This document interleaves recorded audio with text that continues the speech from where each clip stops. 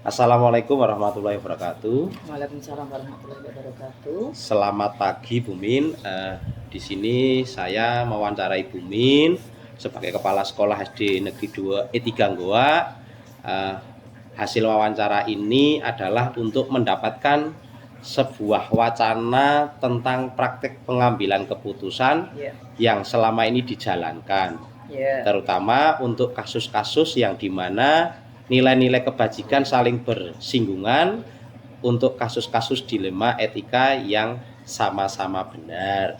Mungkin langsung saja ya Bu Min, saya pertanyakan yang nomor 1, yaitu selama ini bagaimana Bu Min dapat mengidentifikasi kasus-kasus yang merupakan dilema etika atau bujukan moral, Bu?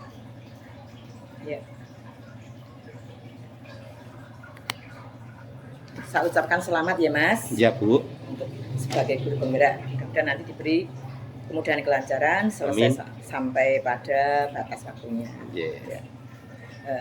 Saya selaku Kepala Sekolah SD Negeri 3 Goa ini, selama ini saya dalam mengidentifikasi kasus-kasus, karena setiap sekolah pasti mempunyai kasus-kasus yang tidak hanya 1, 2, 3, tapi ini dalam penyelesaian kasus-kasus ini saya mengidentifikasinya salah satunya saja ya Mas ya. Salah satu kasus yang ada di sekolahan saya yang memang itu juga sudah benar-benar saya lakukan itu ya, sesuai dengan situasi kejadian yang ada. Ini saya melakukan identifikasi dahulu kasus-kasus yang merupakan dilema etika itu. Nah, ini nanti saya pilih mana yang lebih penting, mana yang harus segera mendapat penanganan, penyelesaian. Nah, karena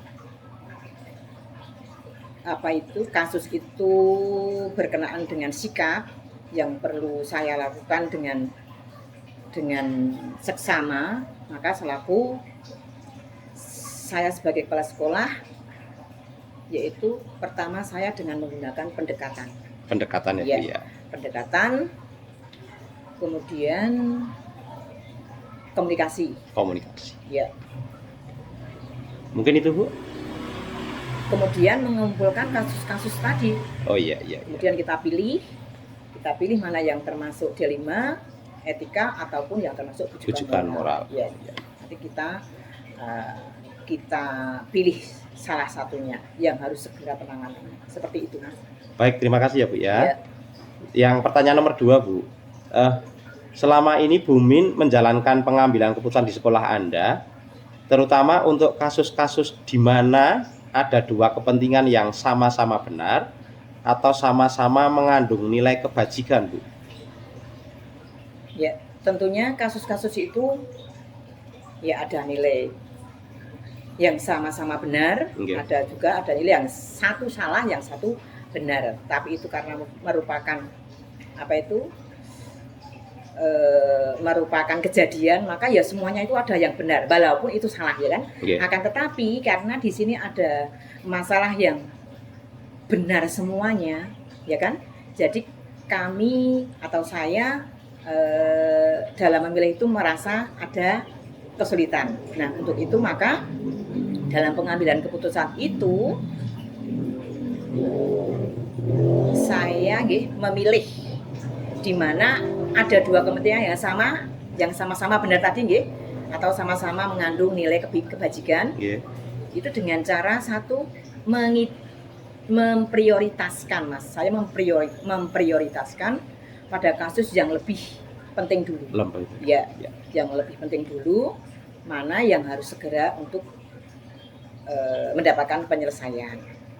Berarti pengambilan keputusan itu diambil yang terpenting dulu ya Bu ya. Jadi kalau sudah saya pilih, kita putuskan, tapi dengan memperhatikan hal-hal Mas.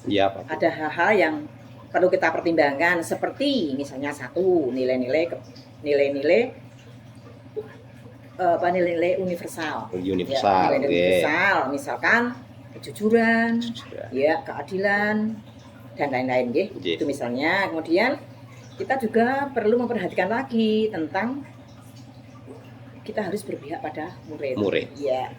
Itu yang lebih Ya. penting ya, Bu. Dan ada lagi kita harus dapat kita pertanggungjawabkan apa yang kita putuskan. Nggih, Ya. leres nggih. Ya, seperti itu, Mas. Nggih. Lanjutkan ya, Bu ya. Ya. Yang nomor 3, langkah-langkah atau prosedur seperti apa, Bu, yang bisa Ibu lakukan selama ini? Langkah-langkahnya bagaimana, Bu?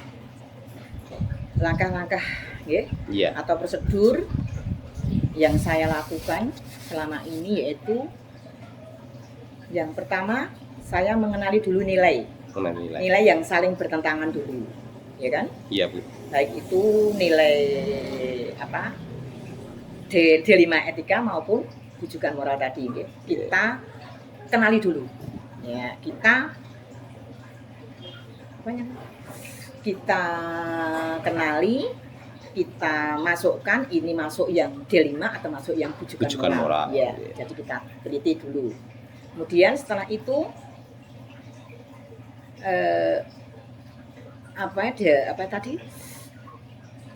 nilai-nilai tadi, kemudian kita akan terus mendapatkan fakta ya, Mas, mendapatkan data ya. Iya. Nah, data itu kita olah, data yang sesuai dengan D5 etika tadi, kita olah dulu relevan atau tidak, ya, sesuai dengan kasus tadi kita olah. Nah, kemudian fakta-fakta yang sudah kita kumpulkan tadi kita putuskan. Putuskan bersama-sama. Kita putuskan bersama-sama. Ya, benar salahnya kasus itu sesuai dengan regulasi yang ada. Lalu kita memilih salah satu paradigma yang kita gunakan untuk melaksanakan keputusan tadi. Yang sesuai paradigma itu nanti kita ambil yang sesuai dengan kasus tadi ya, Mas ya. Yang sesuai dengan kasus yang ada itu tadi. Kasus yang diutamakan itu ya, Bu ya. Ya, kasus yang diutamakan. Jadi nanti ada paradigma yang perlu kita ambil, tidak hanya satu ya, tapi kita nanti bisa dalam pengambilan itu tidak hanya satu paradigma, tapi bisa 2 dan sebagainya, sesuai dengan kasus yang diputuskan tadi. Ya. Kita lanjutkan ya, Bu ya. Ya. Nah, pertanyaan nomor 4, hal-hal apa saja yang selama ini Ibu Min anggap efektif dalam mengambil keputusan pada kasus-kasus dilema etika? Ya, hal-hal yang selama ini saya anggap efektif itu yaitu tentang keputusan, Mas. Keputusan ya, Bu ya. Keputusan yang sudah kita ambil, itu tadi, maka kita laksanakan sesuai dengan aturan ataupun sesuai dengan regulasi yang sudah ada. Seperti itu. Siap. Ya. Makasih ya, Bu ya. Ya. Sekarang pertanyaan nomor 5. Hal-hal apa saja yang selama ini merupakan tantangan, Bu, dalam pengambilan keputusan pada kasus D5 etika? Tantangannya. Tentu saja, apapun pasti ada tantangannya ya, Mas ya. Iya, Bu. Betul, nah, Bu. hal-hal yang merupakan tantangan dalam pengambilan keputusan saya dalam kasus D5 etika itu antara lain misalkan, Mas. Iya. Sulitnya merubah mindset. Oh, betul, Bu. Ya, mindset guru loh itu terutama ya. Dalam penyampaian pembelajaran. Kemudian tantangannya lagi pola pikir. Ya, kita harus merubah ke pola pikir yang lebih modern. Iya. Karena biar sesuai dengan tuntutan zaman. Seperti itu, Mas. Karena kesadaran juga itu termasuk ya, Bu ya. Iya, itu juga yang sudah Mas? Sudah dicantumkan oleh Pak Ki Hajar juga ya. Iya.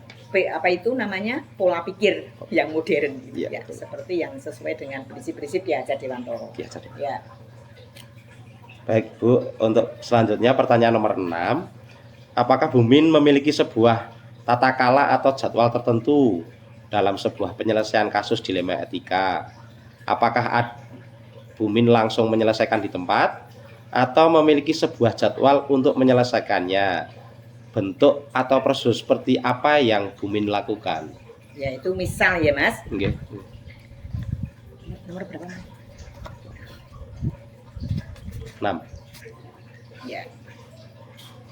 Dalam penyelesaian masalah itu Ya, memang ada jadwalnya, Mas. Ada jadwal khusus ya Bu ya? Ada jadwal khusus atau jadwal tertentu Iya. dalam penyelesaian kasus dilema etika tadi. Dan jadwalnya itu juga sangat fleksibel. Fleksibel. Ya, fleksibel. Sesuai dengan kasus yang ada. Misalkan ya Mas ya, misalkan tidak misalkan ya, memang ini ya sudah terjadi bullying anak-anak. Bullying gitu ya. Bullying anak-anak itu. Nah, kita kan tidak terus langsung bisa menyelesaikan secara langsung begitu saja, tapi ini kan memerlukan waktu. Memerlukan proses. Iya. Nah, maka untuk itu saya juga harus membentuk prosedurnya. Prosedur dalam bentuk bullying anak tadi, misalkan saya ya mendatangkan petugas dari Polsek, untuk memberikan pengarahan, bimbingan kepada anak didik dalam hal bullying, akibatnya dan kemudian dampaknya nanti, dan di samping itu juga bisa ditambah lagi yang lainnya, misalkan tentang nafsa dan sebagainya. Jadi mendatangkan tenaga dari Polsek, berarti mengadakan MUU ya Bu ya? Mengadakan MUU.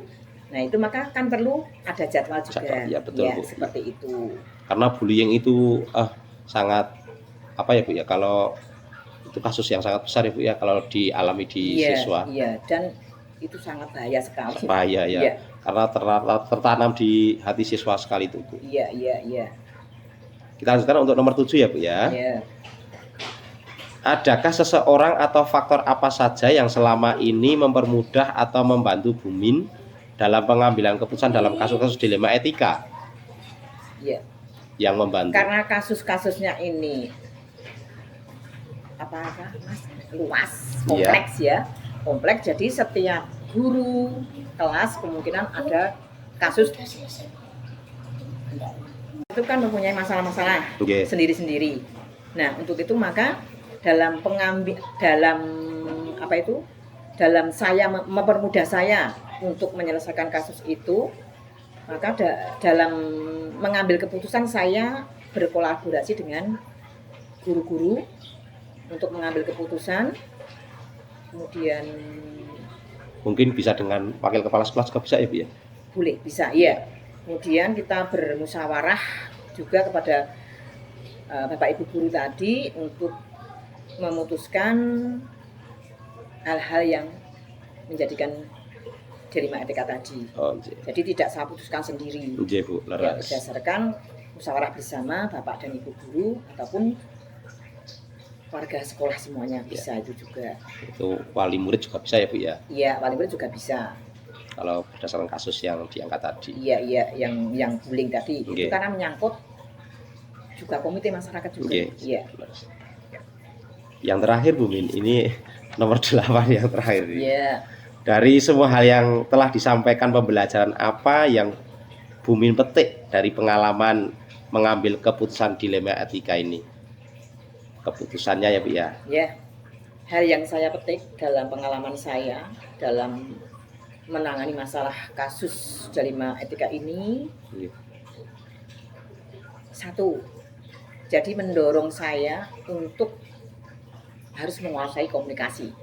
Karena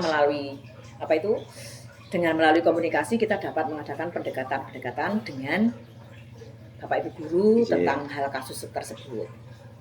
Terus kemudian ada lagi hal yang bisa saya petik, yaitu saya bisa belajar tentang psikologi ya Bu ya?